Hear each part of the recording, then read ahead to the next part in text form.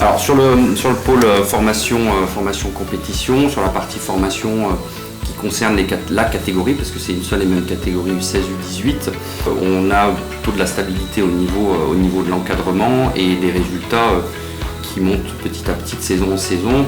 Aujourd'hui, on a donc l'équipe U18 R2, la réserve qui est en 18 D1, l'équipe U16 R2 et la U18 D3. Aujourd'hui, force est de constater que les méthodes de travail fonctionnent parce que la 18 R2 est clairement prétendant à la montée en 18 R1. On espère qu'elle va atteindre cet objectif-là.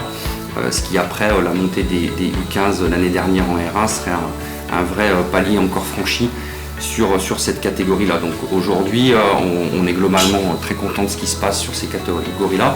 C'est notre formation, c'est ce qui va nous amener après plus tard nos futurs joueurs en catégorie senior. Donc on est satisfait de ce qui se passe. Sur le pôle plutôt compétition, c'est-à-dire sur la catégorie là aussi qui est une seule et même catégorie U20 senior, on a mis en place un nouveau projet en fin de saison dernière pour partir sur une méthode un petit peu différente, à savoir être dans la continuité de ce qui se fait en U16, U18. Le plus gros travail a été de réussir le projet U20 qui l'année dernière a démarré. C'était un petit peu hybride, on voulait voir déjà ce que ça allait donner sur un an. Là on est sur la deuxième année de l'équipe U20, force est de constater que c'est plutôt satisfaisant là aussi, puisqu'on a un certain nombre de joueurs U20 même qui jouent dans les équipes seniors, voire en équipe 1. Donc on est en train de réussir l'intégration de cette catégorie-là. L'avantage qu'on a, c'est qu'en ayant, alors c'est jamais facile d'avoir une équipe U20 dans un club, peu de clubs arrivent à le mettre en place. Aujourd'hui, nous, on pense que c'est la bonne direction.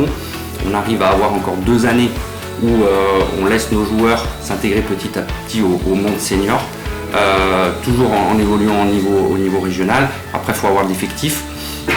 Vu qu'en dessous, on a plutôt des belles générations qui montent, on va pouvoir perdurer dans ce mode de fonctionnement-là et petit à petit alimenter nos équipes, notre équipe Fagnon et voir notre équipe réserve senior.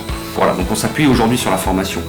Après sur l'équipe 1, sur l'équipe Fagnon, l'idée c'est de s'appuyer sur nos joueurs de club, nos joueurs expérimentés et petit à petit amener de jeunes joueurs à intégrer cette équipe-là pour mettre en avant le travail qui est fait en dessous par nos bénévoles et nos éducateurs, en ayant le plaisir de voir évoluer dans notre équipe 1 de vrais joueurs formés au club.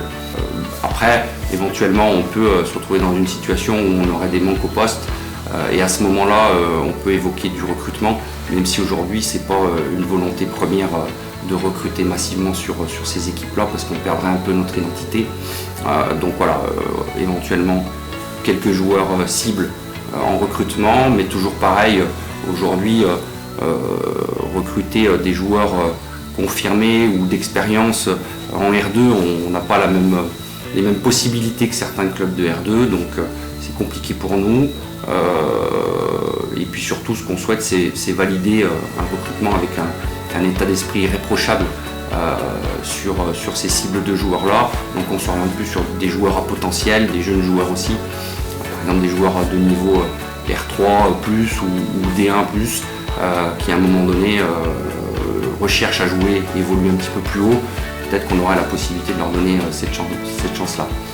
Voilà un petit peu l'orientation qu'on prend sur la catégorie senior, qui nous semble beaucoup plus fiable, stable dans le temps, contrairement à ce qu'on a pu vivre à un certain moment et qui offrait pas forcément de la stabilité à moyen terme.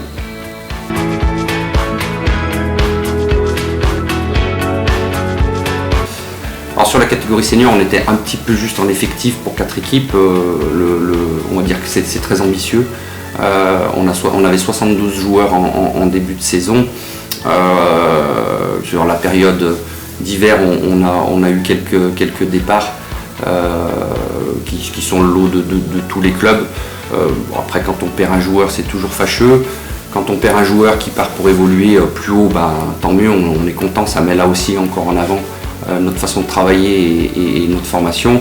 Donc là, ça a été le cas d'un garçon comme Hugo Rochet qui est parti à Haut-Lyonnais, donc on est très content pour lui. Après, sur d'autres départs, c'est toujours fâcheux. Il n'empêche que pour moi, un joueur qui est au club depuis un an n'est pas forcément un vrai joueur vauchois. Donc voilà, ça ne va pas nous empêcher de dormir. C'est le lot de tous les clubs de perdre des joueurs. On en a d'autres qui arrivent, on a des joueurs qui se forment et qui viennent remplacer, qui ont leur chance. Et c'est très bien, c'est nos valeurs et on pourra pas aller sur un autre mode de fonctionnement de toute façon.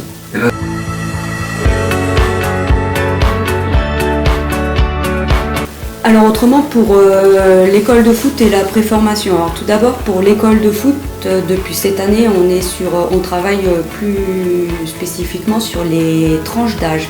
Parce qu'au final sur du jeu à 11 on arrive avec on en reparlera tout à l'heure, mais avec les U14, U15 et U16, on est sur une année d'âge. Donc voilà, on essaye de commencer dès l'école de foot pour les préparer à travailler sur une année d'âge parce que c'est très compliqué pour les clubs arriver sur le jeu à 11.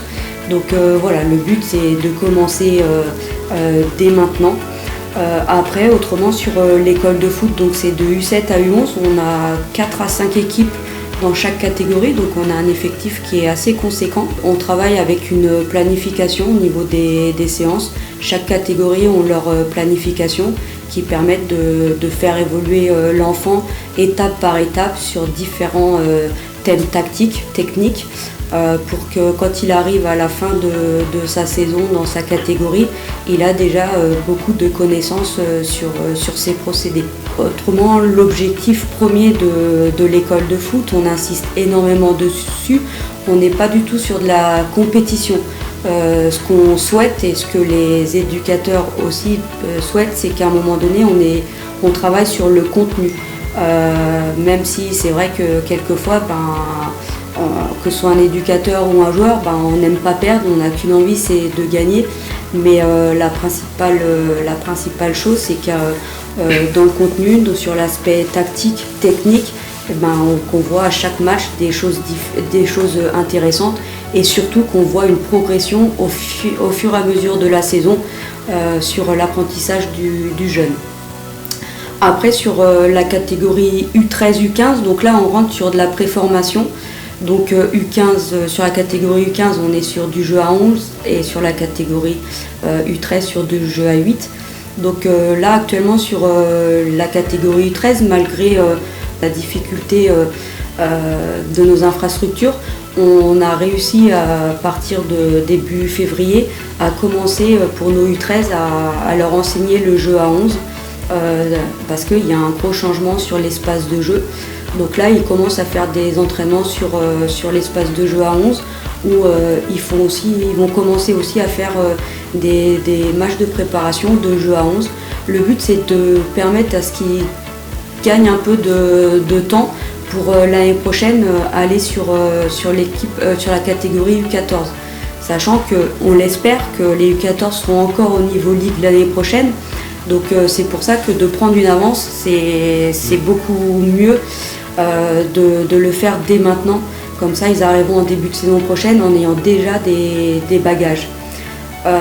Après, pour information, en U13, on est sur une équipe Ligue. Il y aura une équipe qui évoluera au niveau régional sur cette deuxième partie. Donc ça va pouvoir leur permettre de commencer à titiller le niveau Ligue qui est complètement différent. Et ça va être très bénéfique pour nous pour l'année prochaine quand ils iront évoluer en U14. Donc pareil, en U13, on est sur la même façon de fonctionner avec une planification, avec le même vocabulaire pour chaque éducateur pour faciliter l'apprentissage du joueur et faciliter aussi son évolution en changeant de catégorie l'année d'après. Après sur la catégorie U14-U15, on a 3 équipes.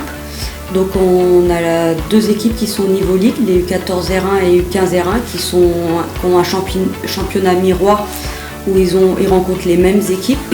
Donc bien évidemment l'avenir de l'équipe U14 R1 est en fonction de notre équipe U15 qui est partie pour se maintenir cette saison et nous sommes plus que confiants pour ce maintien. Il reste encore une deuxième partie de saison où il va falloir bien gérer les matchs importants Et puis les joueurs U14, les joueurs début de saison c'était un petit peu compliqué parce que ils découvraient le jeu à 11, ils découvraient le niveau ligue, mais voilà, ils évoluent très vite parce que ça travaille bien dans ces catégories-là avec les éducateurs.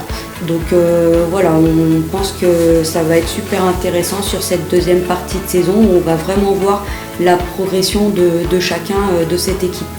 Et puis on a notre équipe U15D2 qui tourne bien cette saison où ils sont vers le haut de tableau.